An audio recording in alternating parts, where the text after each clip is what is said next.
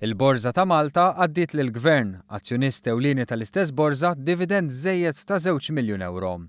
Ħlas deskritt bħala straordinarju u li jirrifletti it-tkabbir u s-suċċessi li l-Borża ta' Malta kisbet fl-aħħar snin. Dan fl-okkażjoni fejn fil-Borża ta' Malta tnieda it-Total Return Index, sistema li ġġib lill-istess borża fuq livelli ogħla internazzjonalment.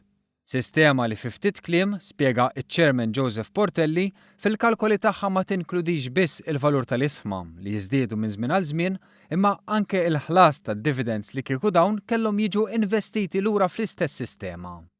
B'hekk fil-waqt li jintlaħqu standards internazzjonali tintwera stampa iktar reali tal-pass li bih ikunu qed jimxu l-investimenti u b'hekk jiġbed l-interess tal-investituri lejn pajjiżna u lejn il-Borża ta' Malta. Simon Zammit, kap eżekuttiv tal-Borża ta' Malta, spjega li dan hu pass minn diversi minn din l-entità fosthom biex l-investituri ikomplu jinvestu iżjed.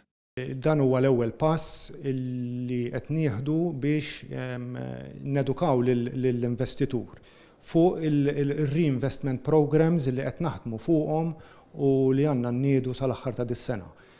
Programmi fejn niffaċilitaw il-reinvestiment tal-isma u tal-interessi li jiġu minnhom u l-dividends li jkollhom. Min-naħa tiegħu il-Ministru għall-Finanzi Edward Scicluna innota l-passi kbar il quddiem li qed tagħmel il-Borża ta' Malta, passi li qed iwasslu għal suċċess wara l-ieħor fosthom fil-profittabbiltà tal-istess entità.